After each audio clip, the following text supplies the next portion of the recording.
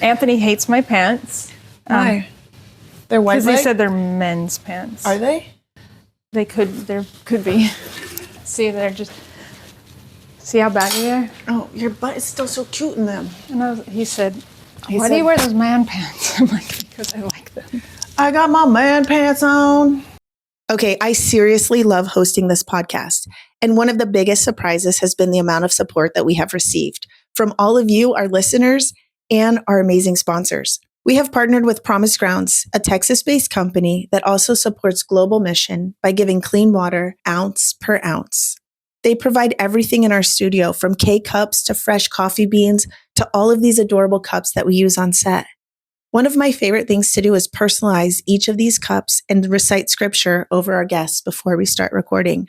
If you want to check out these adorable cups and some amazing coffee, click on the link below in our show notes and check out Promise Grounds. Click on the link below in our show notes and check out Promise Grounds. Today's episode is brought to you by Sugaring LA in McKinney, your go-to spot for beauty that makes you feel confident and cared for. Whether you're looking for expert sugaring, skincare, or just a little self-care moments, they've got you covered. Treat yourself today. You deserve it. Check out Sugaring LA in McKinney or click on the show notes below for deals, promos, and discounts. Thank you, Sugaring LA, for sponsoring this podcast. Okay, girls, we're back. I think this might be my last episode of season 1. Okay. But it's 19, so I'm either going to record one or we're going to go with 19, which is an awkward number, and Jen is very particular on numbers and timing, and I'm just like, I don't know what day it is. I think it's 2026. It's been a long summer for you. Though. Yes. So this may be our last. We may have one more, but I have Tarrah Holder, my sweet friend from Austin. We've been friends for 5 or 6 years now. Mm-hmm. We go to the same church when we're in Austin. Zayo, shout out to our Zayo peeps. Shout out. And we get together, and we are what we call like golf widows. We lose our husbands to the Masters, to the U.S. Open. It's pretty much everything. Ryder Cup. Every holiday. Holidays. I have a shirt that says golf sucks. Yes. And people are like, wow, you're a really supportive wife. Yes, I feel that. We need... You know what I mean? Yeah, I mean, it's hard. It's a hard life. It is harder than I think people... Well, for them, they're like, wow, your husband, that must be so fun for him. Yeah, I'm sure it is. I'm sure it is. They have these wonderful lives. But Tarrah has an amazing story on just so many different facets of your life. Some have been really hard. Yes. Some have been really enlightening in your relationship with God. Yes. And where you kind of came into that place. And then even what you're going through now, just like post loss of your mom, potential perimenopause. Like, we're the same age. Yes. Except she looks like a supermodel. No. She's sweet. She's been saying that a lot today. Yeah. We got ready with Tarrah. Get ready with me. Yeah. And yeah, so where do you want to start? I mean, literally open book, willing to talk about pretty much anything. I don't want to be like, sad story, sob me, how sad of her life. But I do think that without those things happening, I probably wouldn't be here. So, yeah, I think people that have hard lives, like they always say there's a reason for it. And sometimes it's not till you're, 40s, late 30s, 40s, maybe later till you really figure that out. Or like find the good in it. Yeah. Find the good in it. It takes some time for sure. Yeah. I think about the life of David sometimes, and he like went through that whole thing with Bathsheba, and it's like, but yet he was still such a good king, and he pursued God and he followed through God, even though he made mistakes, and some of the mistakes or some of the hardships in your life were done around you or to you or in your environment, not necessarily things that you have caused or created. But you grew up in Utah. I grew up in Utah. Mormon. Ex-Mormon. Ex-Mormon. We can say that. No, I honestly... Rebellious Mormon. Yeah, I love the church, and I think I've told you that before. Like, the Mormon church, the Mormon people are really good people. They are amazing people. They're kind. They're caring. The family aspect of their teachings is like probably what I latched onto the most. I just think they put family first, and it's very valued. We have family home evening once a week. All these things that really nurture the family, and also community wise, because I was telling her, even I've told you, like, you know, when I had my kids, like I didn't make dinner for like months. These women would show up at my house every day with their dinner. And when you're in Relief Society, when you're in the church, there is a book that goes around every Sunday that you sign up for. You know, Ruth lost her father. We're going to provide meals for 2 weeks. So you sign on to make double of what you're making. And when everybody in the church is doing that, there's so much food to go around. That's how the church should be. It should be. Church it is. Yeah, it should be. Baptist, non-denominational.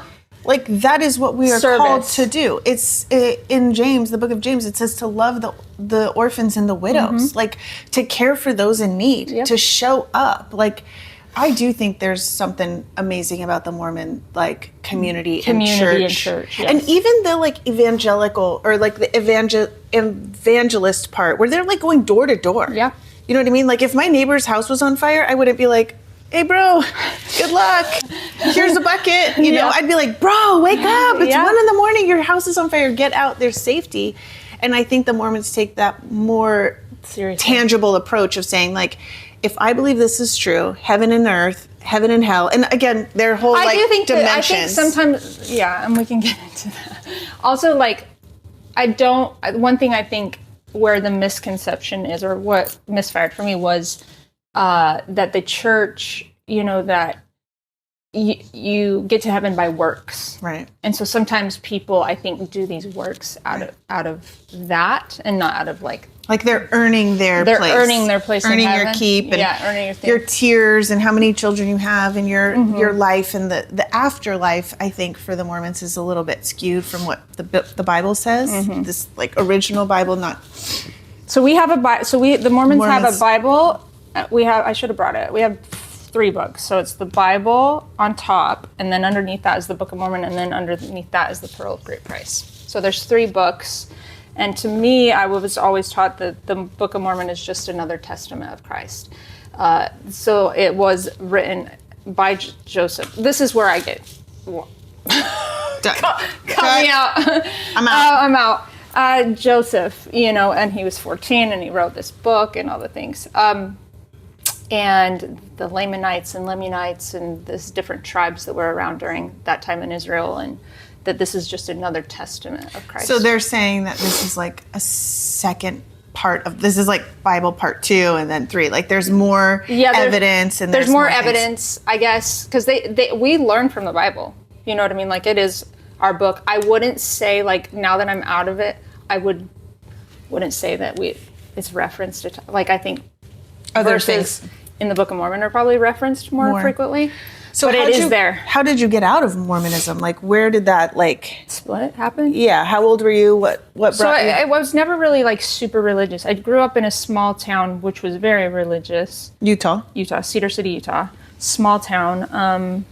And everybody was Mormon, right? And so if you're not, or if your family is kind of bad, not bad, but makes bad choices, then you're kind of shunned from the church in certain ways, I would say. Maybe they don't mean to, but there's a lot of judgment. Well, they have rules and regulations, and if you don't comply or fit within that, then you're excommunicated. Yeah. And that's how a lot of places, if you had a job and they're like, hey, these are the rules, you don't follow them, you're done. So I think that's just standard, but your family specifically didn't follow the rules. My mom and dad were divorced when I was young. My dad married when I was 4 to my stepmom, Donna, who I have now, and they've been married forever, since I was 4. And then my mom remarried, had 2 kids, lost a baby, divorced, remarried, had a baby, divorced, remarried, had a baby. So I have had 4 stepdads.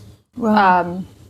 And so my mom, I think, was a little bit shunned from the church, if that gives you a little insight into what that looked like. What was that like, having 4 stepdads and losing a sister as a child? That was, I think that's probably, I don't think it was intentional, but it definitely wasn't easy. I mean, there's not a lot of consistency, right? And I think at those young ages, like, that's what kids need. You're the oldest of 7. I'm the oldest of 7. Because that's your dad's 2 plus your mom's 5, and we all blend in somehow here. So yes. You're the oldest. Yep. Your sister, you were 7? I was 7 when she died. She died, she was born with a diaphragmatic hernia.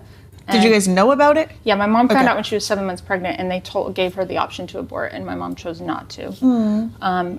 And Madison actually was born in Provo, Utah, but they used her a lot for studies and stuff, because this was a very new, this is in the 80s, so it was newer, and not a lot of studies had been done on it.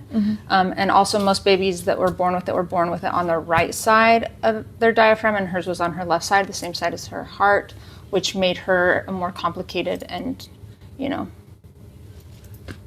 scary case, I guess. And so my mom had found out she was going to have Madison. We moved to Salt Lake for that time being, and my mom never left the hospital. And we were there for 2 years. My mom was there every day. So, where is she in the lineup? Second. So you and then Madison. And so at that point, you kind of lost your mom. A little bit, yeah. You weren't being raised by her. You were just kind of like floating. How old are you? 5. Oh, wow. Probably, yeah. So stepdad steps in? Stepdad is there. Again, Utah, Cedar City is about 3.5 hours from Salt Lake area. Salt Lake is where obviously the fancier hospitals are. So it was a lot of back and forth. We had a travel trailer, like actually in a camp lot, like near the hospital, which we would stay in and then go to the hospital. I think my mom tried to put me in kindergarten up there, or like a preschool, and then we ended up moving me back. And I don't remember. I think my grandparents maybe took me to school for a little bit. It was just chaos, because it was really, and my mom was just trying to keep Madison alive, at that point. And then she got to a place where she was strong enough that we could bring her home, but she had to be on oxygen, and she had to have like an in-home nurse probably come a couple times a week. She had also lost her hearing, so she was deaf, and we were all learning sign language at the time, which was kind of cool, actually. I liked it. And then, she was home when she passed. It was my stepdad at the time was hunting. It was hunting season. So he was on the mountain, and my mom was home alone. And she'd gotten me ready for school in the morning. And then I had gotten on the bus, and I guess she was running bath water for Madison. And Madison had an oxygen machine that sat in the hallway. And then her oxygen cord was really long, so she could pretty much go all over the house. But she walked in to the hall, and she was deaf, so we'd been teaching her how to say mama by vibration, by touching her chin and saying mama. And she did that, and then she collapsed, and my mom tried to give her CPR and called 911, and the lady was asking her too many questions, so she ran out the door with Madison in her hands. The 2 doors down was a police officer. He got her in my mom's car. They passed the ambulance on the way, actually, but Madison died, and she died from a heart attack is what it said, but I think it was just the amount of steroids and stuff on her little body. But my mom lived with that, I'm sure, for a long time, and it changed her completely. Yeah. So it's pretty dramatic for you as a 5, 6. Yeah, I was 7 when she died. I was 5 when she was born, 7 when she died, so she was 2. It was 10 days before her second birthday. Yeah, I'm so sorry. So, yeah, and then from there, my mom kind of just went off the deep end and made, her amazing choices. All kinds of good ones. Yeah. More dads. And then your mom recently passed away about a year ago from recording time. So, yeah. There's just been a lot from that moment in time. It's probably early memories of when Madison was first born, and till her passing. It's been pretty hard. You guys left Utah, so let's. Yeah. Okay. Yeah. I know it's so much, and I don't convoluted, but I know that you. But there's a reason in it. There's so much value in it. But the so when Madison passed away, and then my mom and Mike had a cash, and then they got divorced. And this is kind of the church was there, but it was, again, we weren't super active. I would go a lot on my own. I found peace there. I didn't have it with my family necessarily there, but I would go a lot with my own or my friend. To the temple? No, you're not. I wasn't allowed in the temple, but just the Mormon church. Okay. It was like a couple blocks away, and my friend Cassie, who lived kitty corner from me, we would like walk to church on Sundays. And she was adopted, so she kind of had similar, not similar, but different childhood than most of those Mormon families, So you continue going to church. You're kind of raised in Utah. You meet Anthony. I meet Anthony Your the summer husband? before my senior year, yeah. Summer before senior year. So And he's there. he's in Texas. So my dad is from Greenville, Texas. Okay.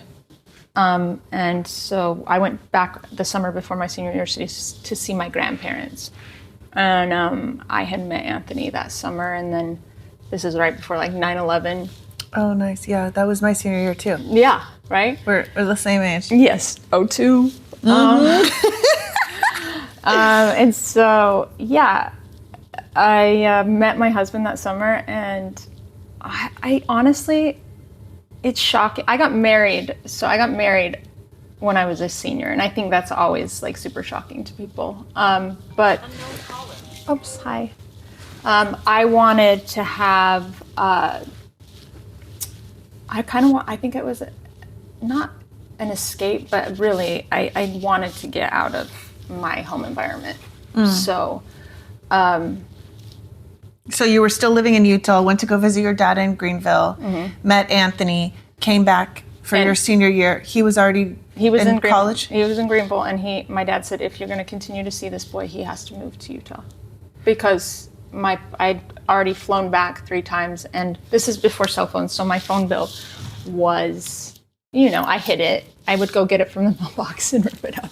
And then it just kept building and building. They're like, where's the phone bill? And I'm like, I don't know. And they get it, it's like $1,200. Oh my gosh. Because I would keep, I just didn't want to face it. So wait, phone bills. It's such a funny concept Isn't to it me. so funny? I'm trying to think how a phone bill would work. So you get per minute that you're Yep. using it? Like you got charged not on a cell phone, but like a landline. Landline, like Quest. Remember Quest? It was like Quest. I didn't go to high school in America, so I don't remember all these things.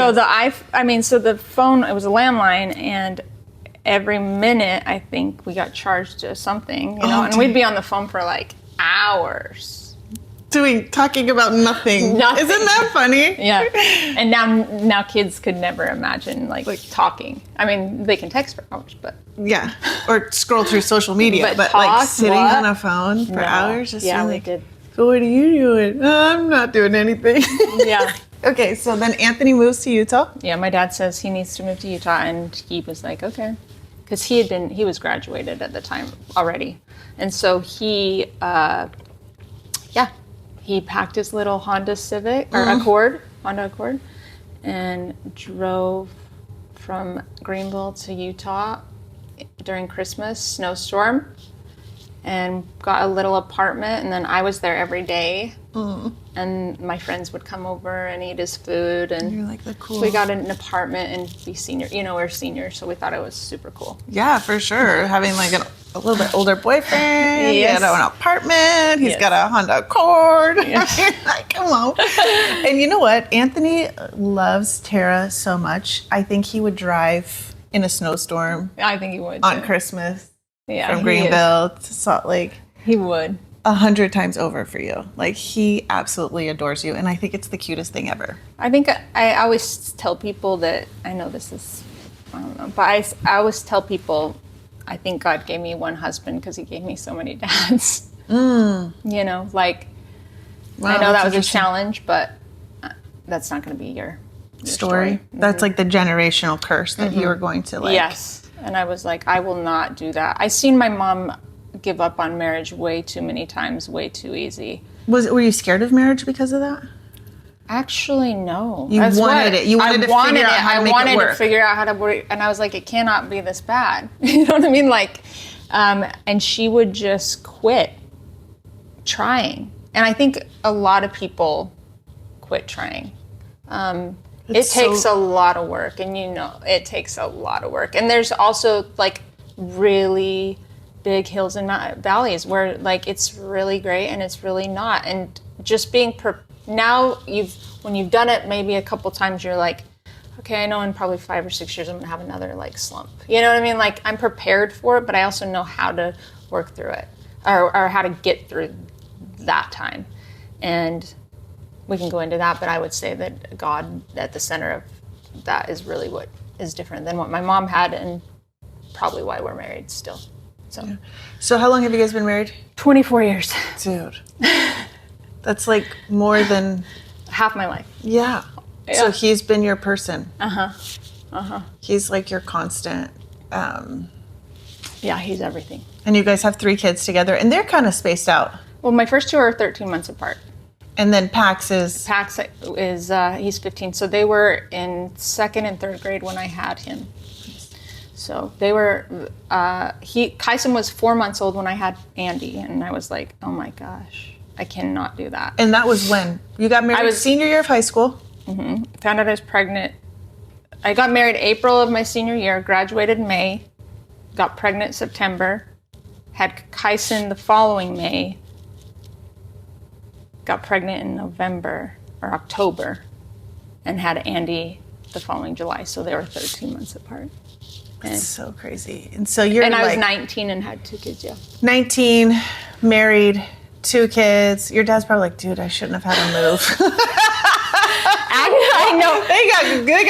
They got it all done quick, you know? Very You're like, quickly. hey, what? We're Mormon, right? This is what we're supposed to do. Actually, I was like, I'm gonna be all of you. You guys are all waiting for those boys to come on missions. I'm gonna do it real quick. This is my mission right here. This is my mission. Oh my goodness, all these babies. That's so fun. Exactly. So we did. We had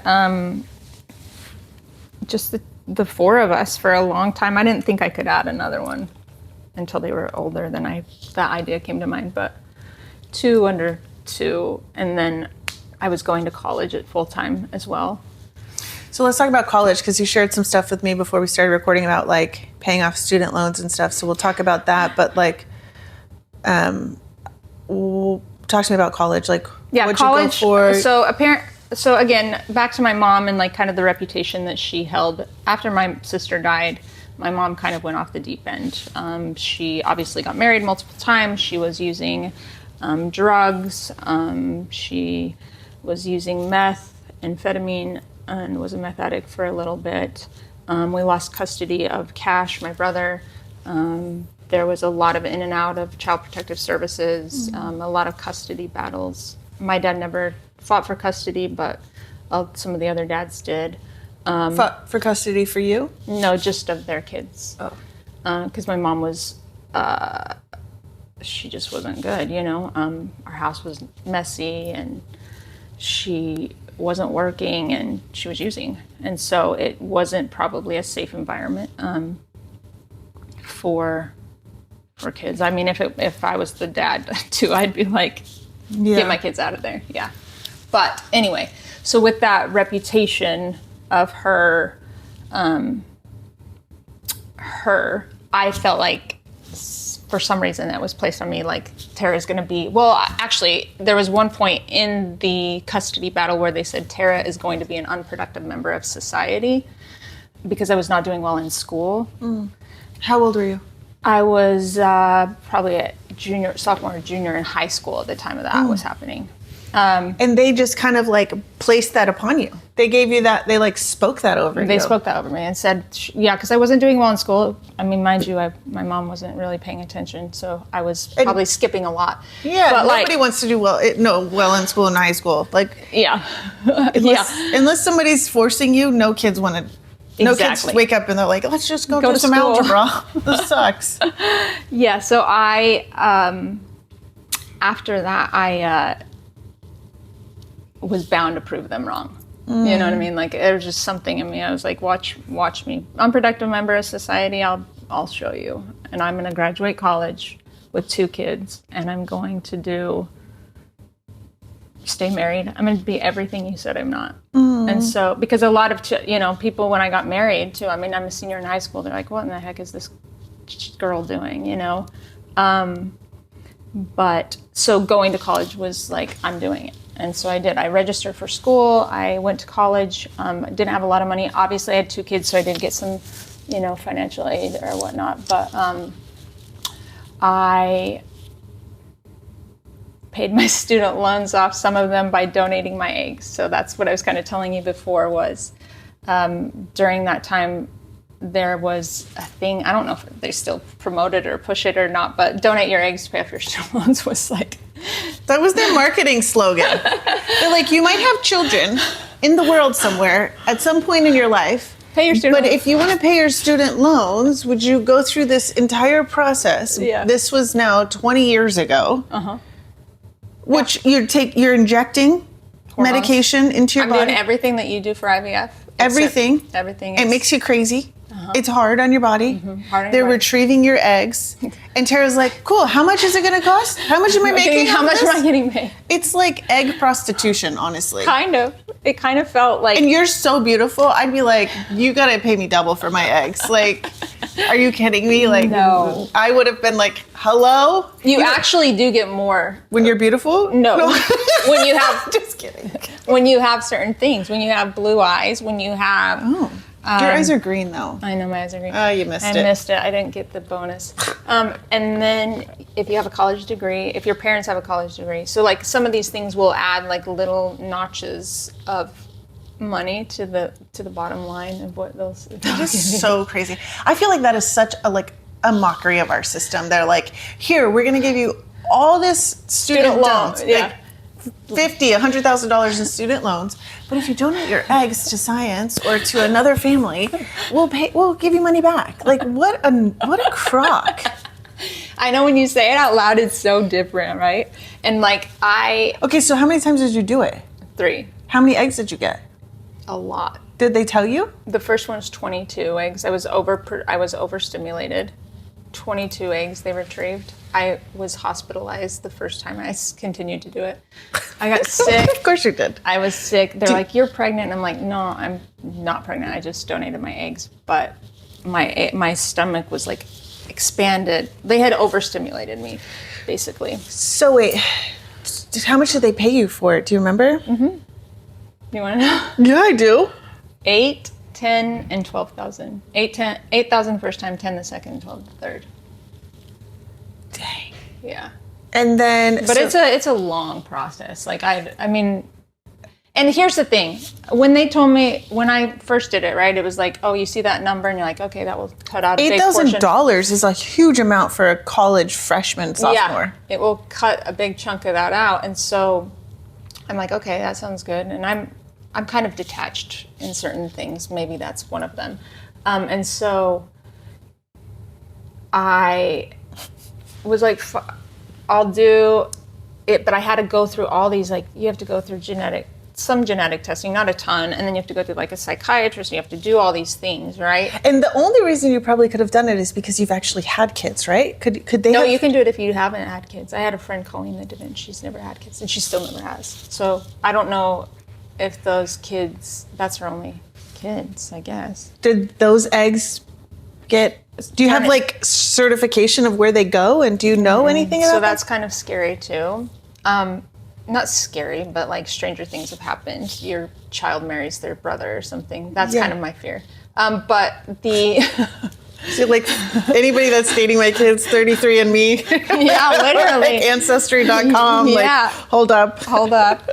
And you probably should do that anyway, just because for women it's really hard, but think of how many men are donating sperm. So I'm just saying, like, there's probably a chance you could be cousins or something. Anyway, so I have this, I just decided to donate, and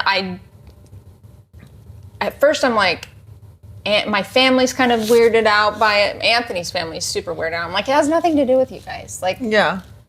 you're not part of me, so it's not your grandkids out there. It's mine. And then but as soon as I read the story of the mom, then it changed like my whole perspective. Eggs. So they give you these like...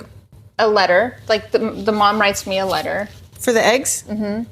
This is a real person? A real person, yeah. Oh, I thought they were just saying like... Oh yeah, no, Okay, it goes so- to a real family. Like I know the family picks the person or picked me, and then they write me a letter, and they pick the person based on a lot of things. I think, like as far as it's kind of like matchmaker. It's like an adoption. Yeah, it's kind of, and so they'll be like, the mom likes photography, interior design, fashion, whatever.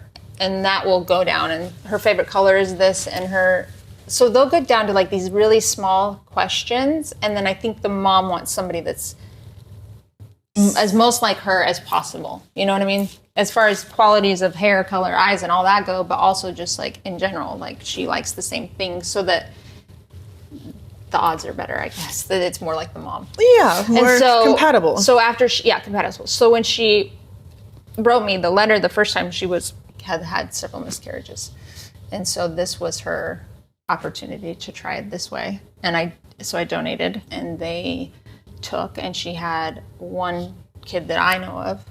I don't know their birthday. Boy, girl? I think it's a boy. The same agency came to me like 2 years later and asked me to donate again to a new family. I did it again. I donated again, and I have pictures of them. Do your kids know about them? Mm-hmm.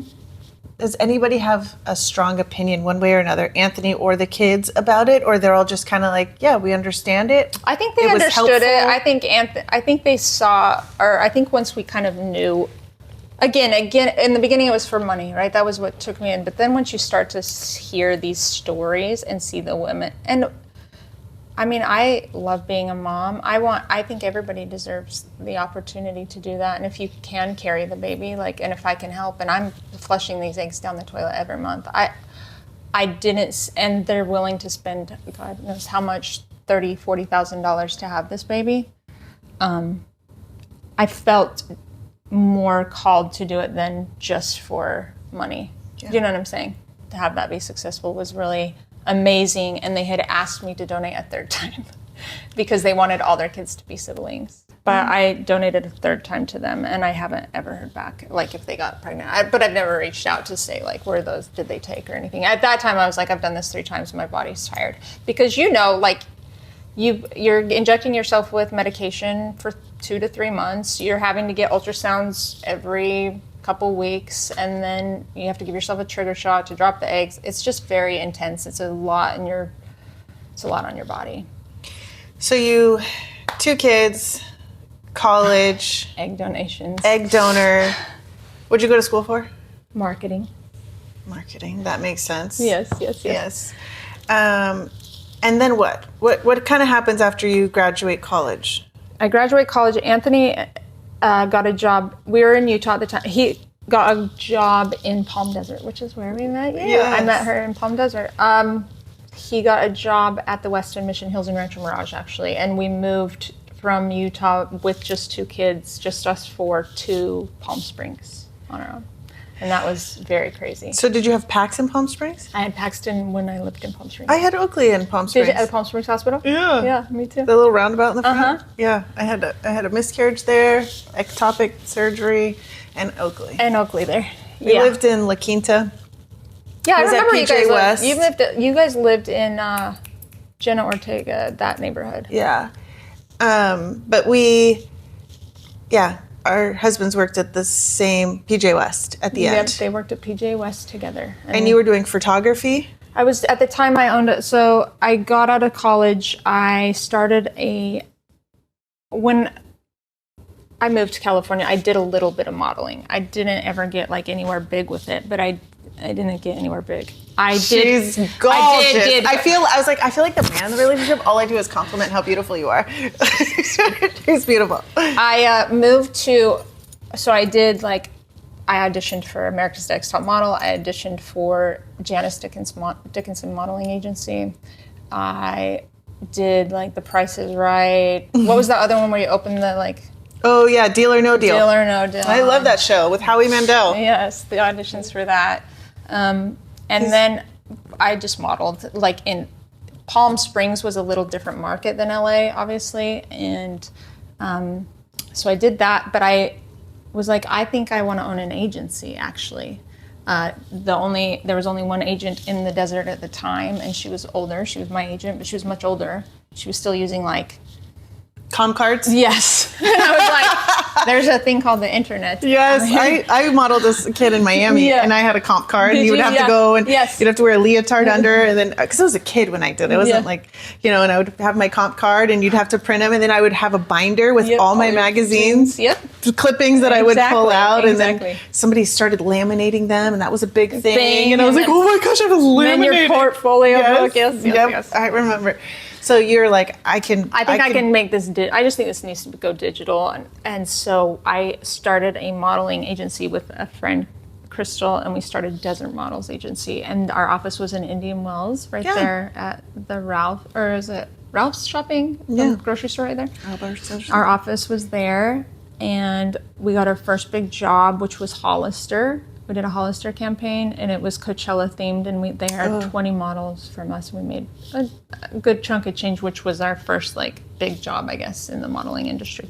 Which also is more trendy, like Coachella and Hollister. It's kind of like a younger thing than the desert. Man, I always told Spence, I was like, I think we got here 30 years too early. It was just a bunch of old people. It's if I was modeling, it was literally for a golf. Yes. Old golf clothes. Yes. And you know it's just older people. Yeah. I don't even know why people live there. But then when it's nice weather for 2.5 months, it's you can't even get a parking spot in the grocery store. You're 3 blocks down. What the heck? I actually didn't. I loved it. Oh, not me. Part of it. Nope. I rate it a 2 out of 10. I was there for 15 years though. Yeah. Jen too. Jen, our producer, she was there. Yeah. We met at Southwest Church. Do you remember that? I went to Southwest. Ricky Jenkins, the big old black preacher. He was I got a lot of fish to fry, not a lot of time to fry it. He was he's this big old black preacher with a white wife that moved to the desert with a bunch of old people and would get rowdy on stage. I loved him. I loved Southwest. Me too. It was so fun. So we moved to the desert, and then I started the agency, and then this is kind of right as social media was coming around, and so a lot of my friends were doing blogging in Utah. That was, if you don't know this already, Utah's kind of I would say, where blogging started. The influencer blogging, that's why Secret Lives of Mormon Wives is probably big. They all do it, and they all did it very early on, and so I started to see that, and I was I'm going to do a blog, but I'm going to do it for my daughter, Andy, because she is a tween, and it was I just did a tween fashion blog. But Anthony got me my first camera at that point. And when I picked up a camera is when I really was this is what I'm actually supposed to do. So. But it's cool that you went through the marketing perspective, so you understand the psychology behind marketing, the intentionality, the sales portion. There's so much to marketing that's not just here's an ad. You're selling something. You're angling people in a position that's oh, okay, that is attractive, and I want that because I'm a golfer, or I want that because I'm a tween. And also I found that, or when Instagram started, I was it just opened my eyes. This is much bigger than I think people think. And I was this is a huge opportunity for anyone to really build anything. I seen that really early on, and maybe Gary Vee helped me. Gary Vee was my guy early on, but I picked up a camera and I started taking pictures of other bloggers and then other YouTubers, and then Andy started to build a following, or it started to grow, which put us in LA quite a bit, and there was a few kids from the desert that were actually famous. Jenna Ortega was on Disney. And then who else was from there? So they were already in it, kind of, and so I started shooting Jenna. So I would do her content for her while she was filming Stuck in the Middle. I would shoot her, and we'd do 10 to 15 looks in a day, and then she'd have content the entire month she was on set. And then I did other Nickelodeon kids, Cree Crichino, Ariana Greenbelt, who's another kid from Disney. So I started doing a lot of Disney kids stuff, and then YouTube families and things like that. So that's kind of what threw me into that world. So you did that, and then you're there for what? 5 years, 6 years? In the desert? Yeah. I was there for 15 years. Oh, 15 years. Okay. So Utah to the desert, and then Austin. Yeah. Mm-hmm. But California, and this is where I don't know if you want to go in this direction. Do it. I don't know where we're going. I don't know where we're going. So yes, California is where I kind of had my first like real mental break, I would say. And that is, I think, a culmination of all the childhood trauma that had built up. And then So this is in Palm Desert? in Palm Desert, yeah, into 2017, I think, is when it started. Okay, that's the year Oakley was born. Is it? And we were there. Yeah. So you're... I start having severe like depression. I had struggled with depression. You only have the 2 kids. Pax is already born too, though. Yeah, I have 3 of them. Yeah. Postpartum? Maybe. What year was he born? 11. It was a little late. Yeah, it was late. But it had just come on really strong, the depression and stuff, and I started having, which I had before, suicidal ideation pretty bad. Like it was consuming me to where I was thinking about it all the time. And then I had convinced myself that if certain things happened, that meant that God wanted me to do that. Like this is how scary I think. You also said something to me one time when we were at dinner at Horseshoe Bend that you felt like suicide was the gift you were going to give to your family. Mm-hmm. Like it wasn't something there's a quote I heard early on, and I can't remember if I was in the middle or after, but it said if you think that suicide is selfish, suicide is the most unselfish thing somebody can do when they're feeling suicidal, is what they're thinking. So like the reverse of that, like they think they're saving you from having the trauma of them being there, having the trauma of seeing them depressed, having all the things that come with that. And I think having my mom, as chaotic as she was growing up and attempting suicide several times in my childhood, which they also say it's kind of a learned behavior, which probably, it just becomes my first thing. Like if something goes wrong, I want to die. You know what I mean? Head. It's like there. And so I think that having that around or being a topic of discussion a lot when I was younger, and then it just is like, this is the way out. But I had convinced myself for 100%. I had said, if this thing happens, then God, that's what he wants me to do. Did that thing happen? Mm-hmm. Yeah. And so I did that. I attempted. Tell me, go deeper if you're willing. Okay. So I want to say I had attempted one time before that. And maybe when Andy was in kindergarten, I think it had happened early. I had some things and I had talked about or thought about it. And then I ended up going to the hospital and like kind of addressing it before I ever got to that point. And then, and my big thing was like, I don't want to take medication, right? Antidepressants, anxiety, nothing. I didn't want to. Why? Because I was like convinced, or 1, I didn't want to take it the rest of my life. 2, I thought it was something I could like fix in my head. It was just thoughts and probably my childhood. And I just... Did your mom take a lot of meds? Not really. Just self-medicated with self-medicated meth and whatever. Everything else. She's like, I don't need antidepressants. I got methamphetamines. This will work. I don't feel anything. I feel nothing. Yay! And so, I need more. So I was like, okay. So I attempted that, but I got ahead of it a little bit. Well, this time it came back stronger. And I was like, I can't do this anymore. Like, I don't want to be here. And I think what happens when you do get to that place is like, I wish I could. I don't want to be. It's not that I don't want to be. I don't want to feel. Right. The feelings are so intense that it feels like the only way to escape is to leave. You know what I mean? And so in that time, in 2017, it had been some friends' issues, which is kind of silly and stupid, and I won't go into how dumb that is, but mean girl type stuff that kind of, I think, pushed it over the edge. We were actually filming a pilot for a reality TV show called Insta Moms, which is kind of pathetic, but also it just, your eyes are open when you see how reality TV is filmed and how they intentionally turn people against each other And I just don't think that I was in a place to be manipulated like that, health-wise, and I probably shouldn't have gone into that situation, period. But I thought it was going to be this amazing, crazy opportunity, and I went for it, and it just led to a lot of, I mean, you see it on all the reality shows. I mean, that if people can handle it and they can sell their souls that way and be okay with like lying and making other people feel bad, and marriages being disrupted and kids being put in situations, I felt so out of place. It wasn't where I was supposed to be. And then that kind of pushed me over the edge. So yes, that happened. And then the first attempt was, our house had been on the market, or was in escrow actually, the one in Indian Springs, and it was vacant, so no one was there.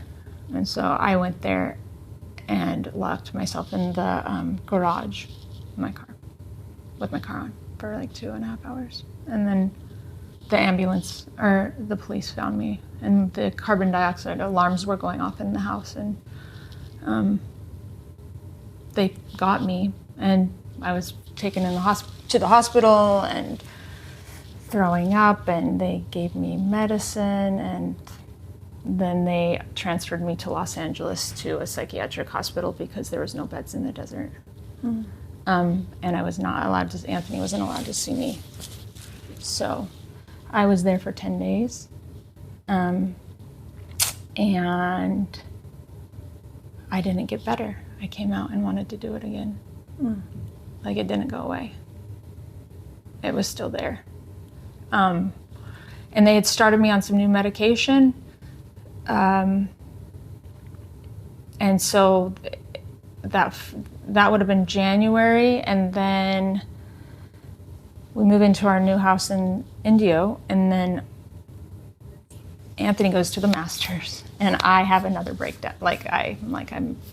This time I'm doing it. This is April? This is April, yeah. And so then... Kids are with you? Kids are with me, which I hate. They don't, we've talked about it, they don't remember anything. But that time, my friend Britta had found me, and I was again taken to the hospital, and I tried to strangle myself again in the hospital. Did you try the same way? No, that time I had taken all of my medication. And then when I got to the hospital, I still tried to like strangle myself with the sheets. Like, I wanted to die. Like, that's all I wanted. Why? Just to escape? I just wanted it to stop. Like, I didn't want to feel anything anymore. It's just so overwhelming, and it's like, and I think watching my mom, I didn't want to do that to my kids, and I felt like I was doing the same things. And I wasn't doing drugs or anything, but like, I could see the same patterns. And so I was like convinced that I would save them from what she had put me through. And I believed it. And I did it. I mean, I tried so hard.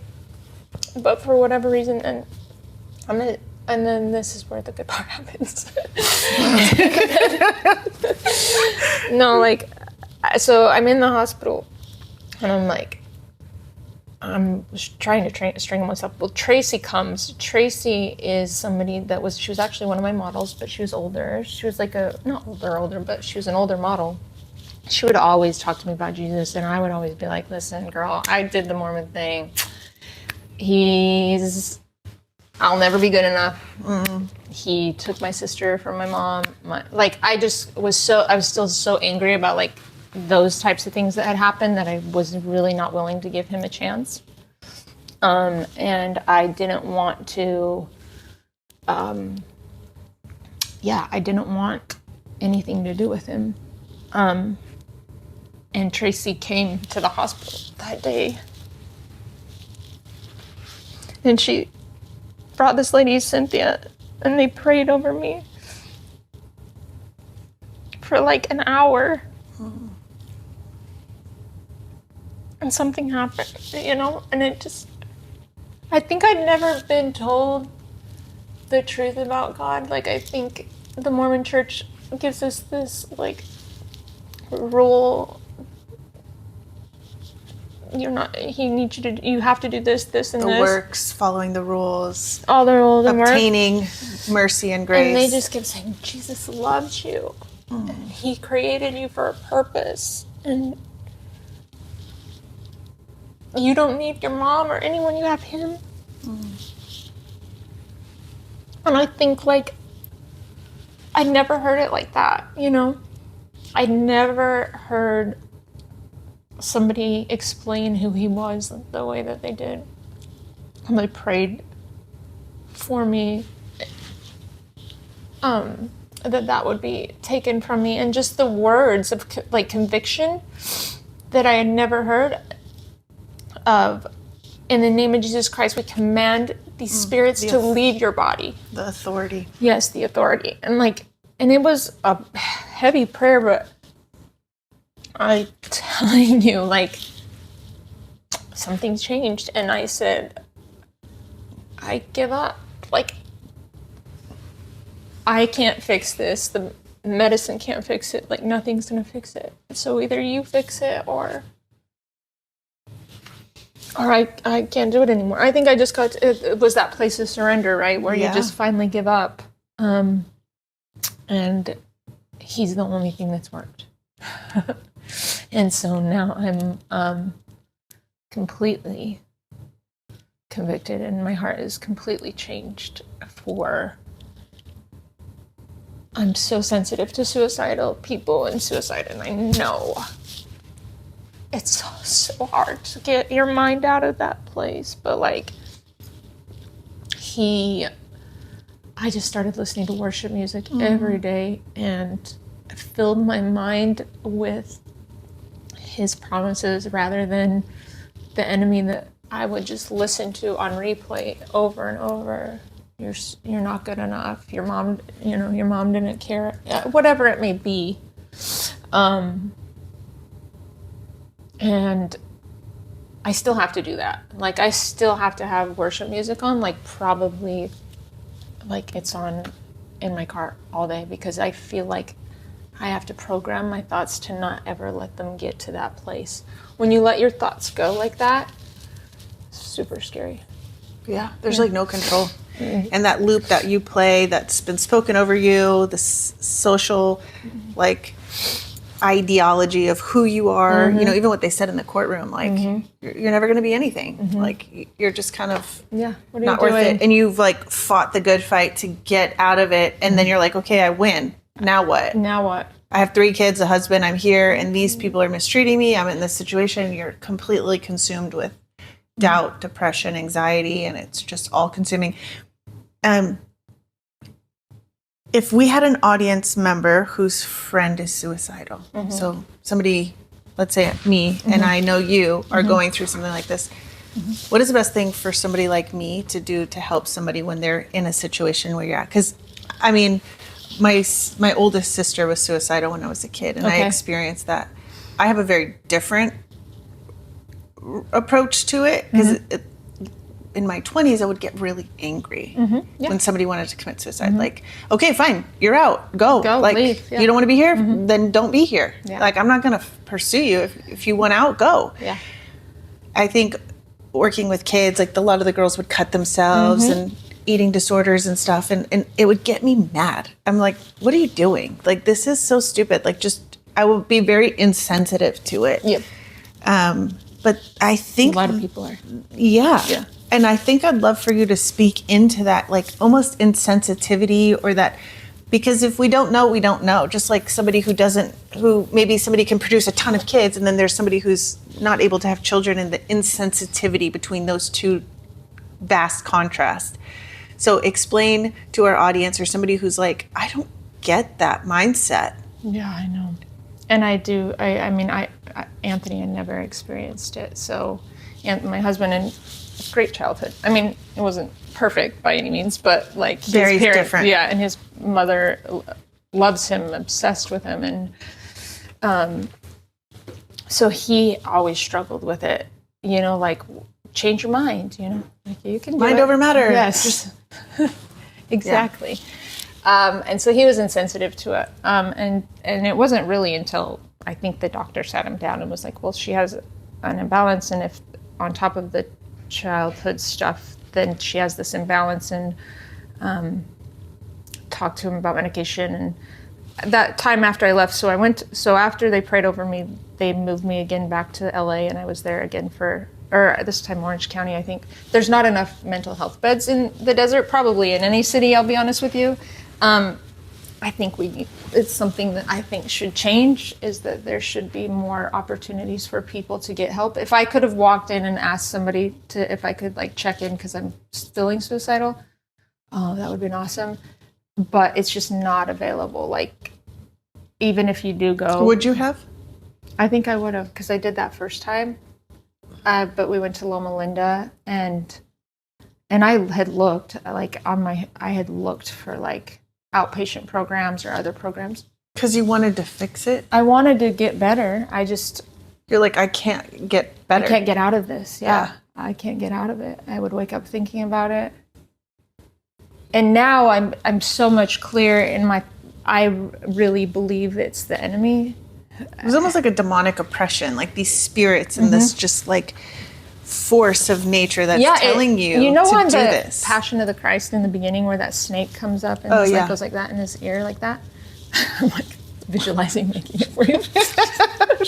Anyway, that is what I felt like he was doing. Like, he would always just be whispering in one ear, you know what I mean? And so I really think he does that, is he just whispers and convinces you of these horrible things, and for so long. And that's true to the serpent, to the enemy, to Satan, whatever words we're going to use for this concept, is that it is very cunning, it is very subtle, it is very easy. It's like a whisper. It's not like, kill yourself. Yeah. It's just this constant rhythm, and you probably don't even recognize that it's happening. But it's this battle in your mind that's like, no, but look at my kids. It doesn't matter. They'll be better without you. Yes. What about this? And there's always something to combat the why you shouldn't. Yep. Because, and that's what the Bible says. It says, renew your mind in Christ Jesus. Like, meditate on things that are good and noble and pure, like the fruits of the Spirit. Like, there's so many Good things in here, that we need to put into practice. We don't practice. That's the part. Because Putting people on would the say, armor like, of God. yeah, and they say to people, you know, like, and I had heard that, well, you have such beautiful kids, you have an amazing marriage, like, what is, you know, like, and some people were not happy with me. Like, what are you thinking? Like, you have a perfect family. Like, what are you doing? How could you do this? Yeah. And that's not the approach, by the way. Don't. And you're like, there's something happening internally that you think you're giving them the rite of passage to free them from the torment that you're experiencing. Because if I stay here, I could torment them and hurt them, their spirit. You know what I mean? Because I was so consumed by such this negativity and I kept thinking, I wonder if my mom had killed herself, if it would have. And I'm being very vulnerable here, but thinking if she had, would it have been better? Because she had subjected us to so many bad things, you know? And so I thought maybe this is better, the better option at the time. And so, but once they prayed for me, I went to the hospital and I just had a different perspective. I'll tell you, being in the hospital with people that are really mentally ill, because I've been in psych ward twice now, so they're sick, and there's, you know, I mean, I was sick, but like, these people are very mentally ill, and like something, and so bipolar disorder, schizophrenia. I went in there. Schizophrenia was very high, and I just spent my time in there, like, helping them, and like, there was one girl that was schizophrenic, and she would like she couldn't eat, and a lot of the medication that they give you when you have schizophrenia makes you like shake. So she was trying to eat her food or anything. It was like she was like shaking, and so I would fed her. And what's that movie Angelina Jolie was in where she goes into a psych ward? Yeah, What is that? was it Angelina? Somebody. I remember watching that, and she would help all the patients. Yeah, because like when I was in there, I was like, well, while I'm in here, let me just help feed you. Yeah. Of course you're feeding the schizophrenic girl in the psych ward, Tarrah. Like, duh. But, you know, honestly, I liked it in there. And I don't mean, like, I liked it because, one, you have no access to the outside. So you're really kind of just like, it's just you. And you can really think about yourself. But you also go to classes all day. So, like, you have, like, a morning, you know, like a morning meeting, and then you have medication management, and then you go to yoga, and then they have you do. So it's a self-help in a way, but it's also like you're probably attracted to that place because there's no expectation. Yeah. It's alleviating everybody's expectation. And the true thing about this whole reality is like the expectations you put on yourself are sometimes the falsified ideas of society. Yeah. Like we think we have to do certain things in order to achieve certain amount of love 100%. or respect or likes or like, dopamine hits or whatever it is that we're pursuing to make us feel good. And in a place like that, you're probably like, I'm going to just sit here and feed Susie some cereal because it keeps falling off her spoon. And I like this girl. And I feel bad for her, and bless her heart. And where's her family? And where's her parents? And I had visitors come, and a lot of these people don't have visitors. You know what I mean? And so even if I was just like coloring with them, or I don't know, it really opened my eyes also to the lack of understanding of what the psychiatric field and hospitals look like. I think is like, oh, she's in a psych ward. That even in general irritates me. I don't think that's the word for it. What would you change it to? Not psych ward. I would say like, I don't even know what that means, but like maybe like a place for empowering and embetterment, and like it's like not a positive thing versus positive like negative thing, like a negative thing, like, you know. And I if people, I don't have to publicly say that I've been there, but you just like did. I know. But I also am like, man, this is like, people have the wrong idea too of what it is. And what I also liked about it is that I seen a doctor every single day that I was there. So then I was able to talk through like the thoughts that I was thinking. And then one of the things I did with the doctors was we spent like 1 hour, and any thought that came in my head, I would have to rewrite it. Any negative thought that came in my head, I had to rewrite it in a positive. And we did that for hours and hours of just like retraining your brain. I do that a lot when I'm coaching somebody. You know, I'll be like, when do those thoughts come in? You know, and there's one girl that I'm working with particularly, and she's like, it's when I'm alone in my car. Yeah. And you mentioned that you put worship music on in your car. Yeah. So like when we know where the enemy attacks us, and we do. I had another girl on the podcast. She talked about we go into hypnosis state where our minds, like you'll be driving home and you don't realize where you're driving. You're just like going through it. That's like a hypnosis state. And when we get into that like subconscious, that's where the enemy can get us. in. So you're saying, hey, I get into this subconscious state and I'm driving in my car. I'm not really thinking too much. My mind is kind of at rest. But I have to have that in the background. And the enemy comes in, so you combat it with worship. Yes. And so we do that a lot in our coaching sessions is, what are you hearing? Like, what are you telling yourself? What are you believing? I'm not good. I'm not worthy. I'm not loved. I'm not this. What is the truth? And then what's your mantra? So I speak over my girls. I am loved. I am chosen. I am a daughter of the Most High King. I am loved. I am chosen. Or I'm loved. I'm seen. I'm chosen. I'm a daughter of the Most High King. To be loved. To be chosen, to be seen, and then a daughter of the Most High King. Like, that's my 3 girls mantra. That's what we 100%. Speak over them on the way to school. I'm brave, I'm strong, I'm this, you know, it's like, man, there's been days where I have to say that before I walk into my office. Yeah, exactly. At work, where I'm just like, okay, this is a battle walking into Yeah. this place, and I need to like prepare my heart and my mind. And so the same thing, it's probably being in a place like that where you're rewriting Yep. that whole story. Yeah, and you have to do that. You have to do, again, I probably knew that these things could help me, but I wasn't practicing them. And so I think if you have somebody that's, back to that thing where you have somebody that maybe is experiencing suicidal ideation, I definitely just don't ever put guilt on them that they are being selfish. And don't ever just turn away and think that it's for attention. I don't like that either.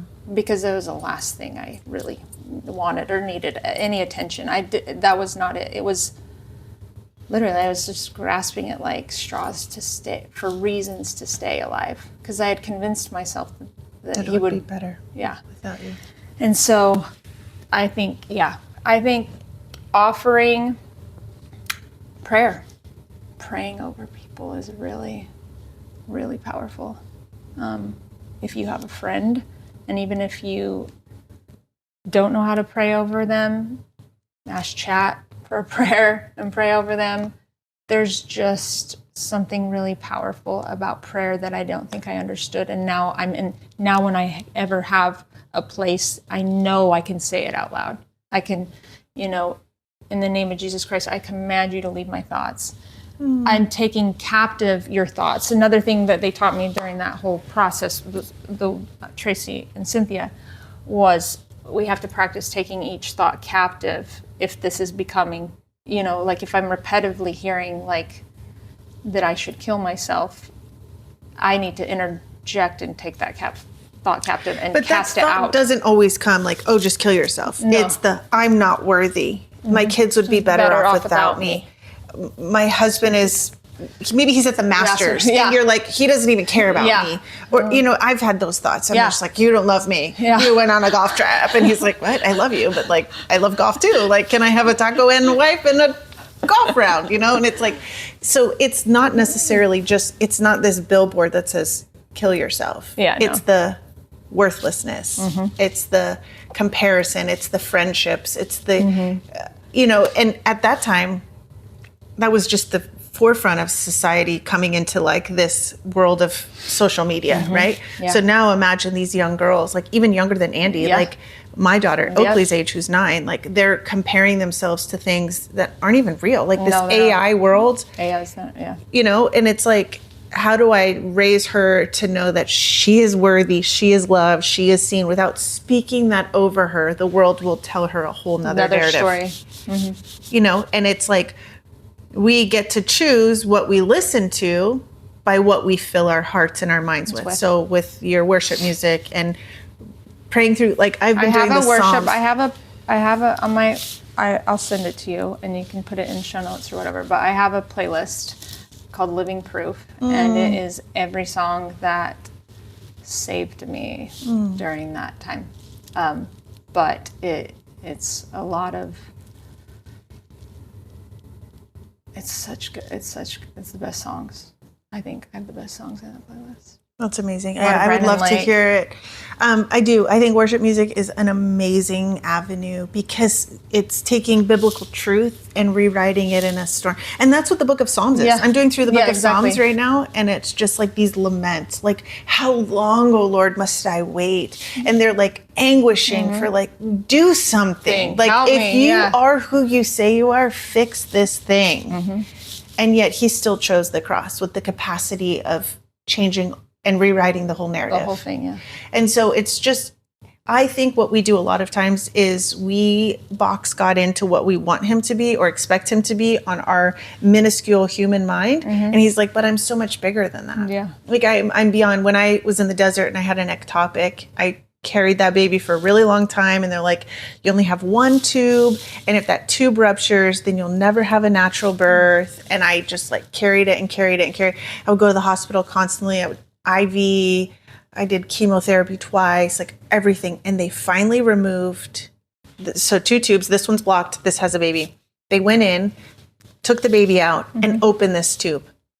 I left with 2 tubes. Wow. And I got pregnant with McKinley and then Parker after because of those 2 tubes. It's like in my mind, all I had was what science was telling me. Yep. They're going to take this tube. You're not going to have a natural baby. So let's try chemo to push the baby out without removing the tube. And it's like, no, but God. And when I woke up, my friend Ashley was standing there in the hospital and she's like, I have good news. And I was like, what? And she's like, you have 2 tubes. And I was like, I wish I would have known that was an option. Yeah. Like I constantly come to God. I'm like, I wish I would have known that was an option. He's like, but I need you to walk by faith. Yep, I need you to trust me. Trust me in it. And I got you. And I think we put God in such a small box. And I think that's what those ladies did to you that day, is just like ripped that whole concept of who God is and what he expects from you. Yeah. There's no expectation. And that he's here and that he's literally with you all the time. Like when you feel alone, there's no need to feel. Even if I didn't have my mom or whatever it may be, like, you know what I mean? I talk to him all day. I ask him questions before I do anything, really. It just really transformed me. I mean, obviously, when I got out of the hospital, I continued going to church at Southwest.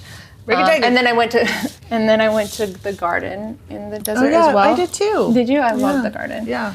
They had donuts. Yeah.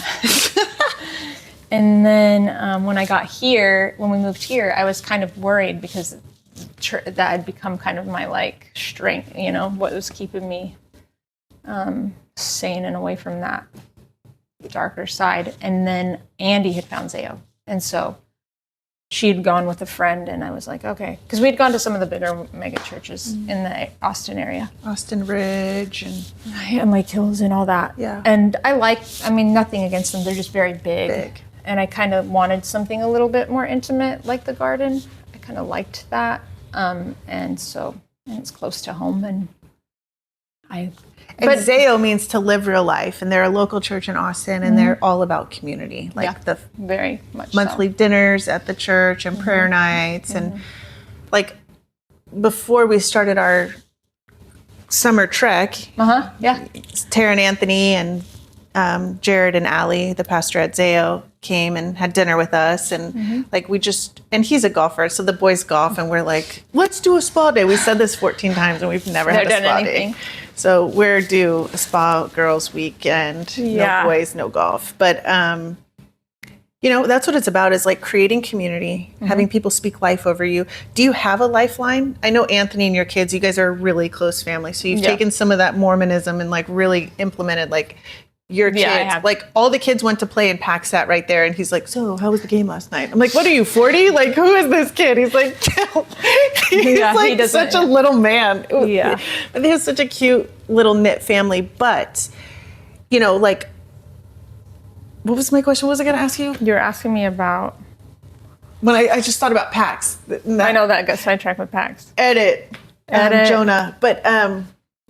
you guys are, this is what I was going to say. Do you have a lifeline? A lifeline. So like, I have a few lifelines. You have your family, which you're really close to. And so that's what I was talking about, Pax. But like, do you have somebody that you're like, I'm suicidal? Or obviously you want to step in way before you get to that point. So there's like. So I have a therapist that I know, or I mean, that I've had for 4 or 5 years now. Here? In person? In person. And if I feel anything, I call her and I check it, and we do a check-in. If I don't notice it, Anthony notices it. So he's cued into like where you're at. He knows when I'm like when it's not. I wouldn't say suicidal ideation comes back nearly as often. Well, you could have these. Yeah, I have these checkpoints before I get to that. Which place. You didn't have before. Nope. You didn't know you needed. You didn't understand. That's you were the just thing like, too. Yeah, and then it comes so out. fast. And I think if I had known. I mean, now you kind of can check in like, okay, I'm starting to feel like that hopelessness. Like I know when I'm starting to feel certain things before those thoughts come in. Is it circumstantial? Is it It can be seasonal? very circumstantial. Is it circumstantial for sure. So like if something's starting to happen and you're just feeling like overwhelmed or work's changing. You've had a lot of work changes. Yeah. So like when business gets a little scary, I get nervous, or you know, when my mom died, there was a lot of that. So it just depends, really. But I think having a hold on it and knowing the steps to take before I ever get to that place again. So it kind of is like somebody who's diabetic. Mm-hmm. It's like you can continue to pass out on the floor because your blood sugar's low. Yeah. Or Or you can take precautionaries and say, hey, you know what? I just need some more shoes. I'm starting to feel a little lightheaded. Hey, let me check my blood sugar. I'm going to put a glucose monitor. Hey, I'm going to do certain things. The disease doesn't go away. You're diabetic or you're not, but you can control it. Now, I'm not saying like you're suicidal and that's part of your DNA because you have renewed your mind, but there's still going to be things that your body will latch onto. That's a neural pathway. That is like, if this happens, you're able to jump ship to that very quickly. Suicidal ideology. Is scary. Faster than anyone else because you've already been there. Yep. Just like you want to get home to your house, you know the fastest way if there's an accident. You're like, I'll figure a way around it. Yep. That's your home. That's your place. And what you're saying is like, I'm going to disassociate from this home. I'm going to create a new pathway. I'm going to let this build so it's harder for me to get there, over there. But you still know it's there. It's there. So does it affect your kids? Like, would you say it's genetic in terms of like? None of my kids have ever had those, I don't know if they've, thoughts. I think everybody is like, I want to die or something. Right. But like, no, not like that. And it's been, because Kyson and Andy were older, that second time that happened, and it was, I think they were in 7th and 8th grade. It's been something I've sat down and talked to them about, and I feel like they understand, and I feel like they appreciate me talking about it and apologizing for it and things like that. I think that's another thing my mom never did was like talked about her suicidal stuff or apologized or owned it or apologized or anything for it. And so I think that was really important to me with my kids was to be clear with them and then just let them know, like, if this ever happens, if it is genetic, if there is that genetic component, if you do start to have these thoughts, like, this is, do not let it continue further. Like, let's talk about it. And that's awesome. Yeah. And also point them to God, just always. Yeah, it's got to be hard from their perspective. Like, man, being a kid and, like, seeing this happen, you were a kid and you watched it and then you were the adult and your kids experience it, and that's like really hard. But again, it goes back to what you're probably trying to convey. It's not about anyone else. It's what's all consuming in you. Like, you still loved your kids and you thought you were giving them the best gift by walking out and just saying like, I don't want you to experience what I'm experiencing. I'm just going to take all of this to my grave and be done with it. Yeah. You will be better without me. And it's almost like a Romeo and Juliet love story of just like this, taking this like darkness and trying to escape from it, and instead of saying like that was the solution, when God's like, no, here, come into the light and I'm going to restore and I'm going to bring life and life abundantly, exceedingly abundantly above all that you can think and or imagine. I am going to give you the fullness of life and the living water through Jesus Christ. And it's such a beautiful like turn of events and generational curse that has been set free from your lineage with you and Anthony and your family, that you kind of broke off that tree. And I think so. What a bad break that was for you, but praise God for those two women that showed up and they're amazing. Prayed those prayers over you. She's like an angel. Cynthia's like, she actually has like white hair and stuff. I'm like, you really are an angel. Are there wings back there? Yeah, they might be. She might have them. I wouldn't say she doesn't, but she, and she still writes me and texts me and checks on me and stuff. But it was, that was a big part of what led me to God. And so I think all of that had to happen. And I also think me surrender and getting to know him in a different way has just been so amazing. Like, it changed my family. It changed the course of my life. Literally, like, not that I changed friends, but like, you start to realize who's pointing you to God, and those people are your people. Yeah, it becomes like a clear vision of like what you're called to do. And you know what? It's so funny because I remember like doing before all this, and doing self-help and reading every self-help book. And then I thought maybe I was going to be like a Buddhist, and then maybe I was going to be like, law of attraction and meditate and bring all my wishes to Get myself. your front parking spot at the grocery store because you willed it into existence. Yes. And it being like, no, I have no control, actually. You know what I mean? But there's something refreshing about that. I don't want that control. You know, I want to be able to, I trust him enough to know that he always comes through, you know, and sometimes it's down to that last second. I know. I call him the ninth inning God in my story. It's like, okay, God, we're out of innings. This is it. I'm up to bat. Like, I don't even have energy, but if you want this to go. And it's like, home run. And I'm like, what the heck? I've been swinging my bat for the last 9 innings, and here we are with this home run at the end. And he does that. That's the faith of a mustard seed. That's like walking in obedience. That's, you know, the extra innings in the game that you're like, I didn't even know that was an option. And that is who our God is. And he's so intimate, and he's into the details. He's not forgotten you. There's power in his name. Speak life, speak truth over yourself, meditate, memorize scripture. You know, that's another word, meditate, right? Like when you think meditate, I remember thinking like meditation is like this, meditate on the word, meditate on this, like that's what it's for. And actually, like the law of attraction, this is the law of attraction, like the real law of attraction. This is like, it's just opened my eyes to so many different, seeing him in such a different way. It says the word is a light unto my path, and a lamp unto my feet, and a light to my path. Like 100%. This is it. Your feet are going to bring the good news of the gospel. There's so many things. It says meditate on the word of God and like hide it in your heart that you won't sin against him. And yes, there are rules and regulations. There's certain rules for certain things because he wants good for us. Yeah. Right? If we were just here running amok, like we wouldn't have. And I think that too. I think like there is that fine line of, you know, like, I know that we have to have rules. I just think everybody is in their own path. And so I have a hard time, you know, I really have a hard time with rules. Like when people tell me I can't do something or it has to be done a certain way. I'm defiant. And so when people, even in church still to this day, if like I feel like somebody's like telling me to do something, I'm like, I'll do it my own way, you know. But like I do think me doing it my own way has been the best way.